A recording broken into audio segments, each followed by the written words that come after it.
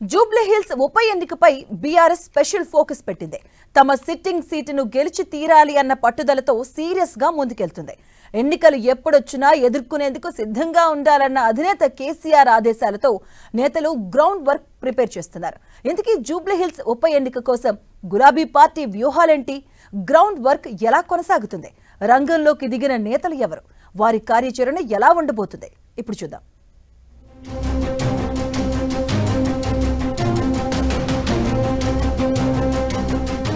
Jubilee Hills ఉప ఎన్నికపై BRS special focus.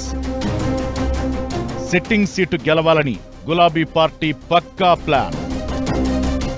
ఇప్పటికే నియోజకవర్గంలో గ్రౌండ్ వర్క్ షురూ. తాము వీక్ కాలేదని విక్టరీతో చెప్పాలనుకుంటున్న బీఆర్ఎస్.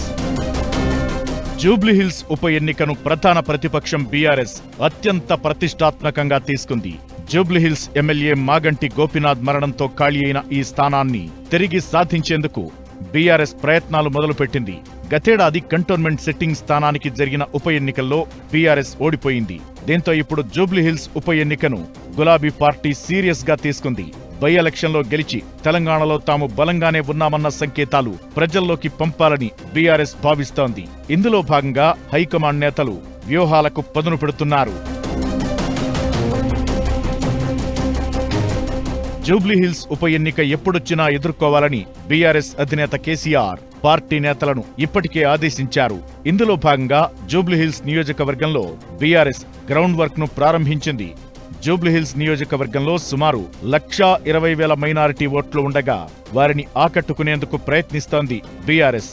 ఇందులో భాగంగా జూబ్లీహిల్స్ నియోజకవర్గం ముస్లిం నేతలతో BRS trouble shooter Harish Rao ఇప్పటికే సమావేశం నిర్వహించారు. మరోవైపు స్మైల్ అ గిఫ్ట్ కార్యక్రమంలో భాగంగా జూబ్లీహిల్స్ నియోజకవర్గ ప్రజలకు కేటీఆర్ కిట్లను పంపిణీ చేశారు.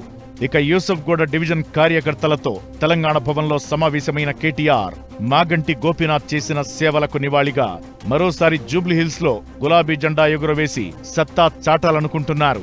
ఎంత ఘోరం అంటే, నేను ఢిల్లీ పోతే నాకు అపాయింట్మెంట్ ఇస్తలేరు, ఎందుకంటే చెప్పులు ఎత్తుకపోతేనేమో అని భయపడి అపాయింట్మెంట్ ఇస్తలేరు అంటుండు. ఇక గిసొంటోడు మన ముఖ్యమంత్రి, మన కర్మగాలి.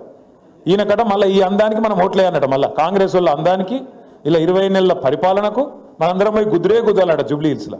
ఇక నాకు గింత తెగించినాక ఏం చేయాలి మరి? మనం కర్రు గాల్చి వాత పెడితే మోసం చేసినందుకు మోసగాళ్లకు మోసంతోనే కొట్టి జయించి మళ్ళొక్కసారి జూబ్లీ హిల్స్లో మీరు ఒక 50,000 ఓట్ల మెజారిటీతో గెలిపిస్తే అప్పుడు దెబ్బకు దయ్యం దిగుతుంది, లేకపోతే సుధరాయించరు ఇల్లు. గత ఎన్నికల్లో గ్రేటర్ హైదరాబాద్ లో మెజారిటీ సీట్లు కైవసం చేసుకున్న గులాబీ పార్టీ కంటోన్మెంట్ బై ఎలక్షన్ లో ఓటమి పాలైంది.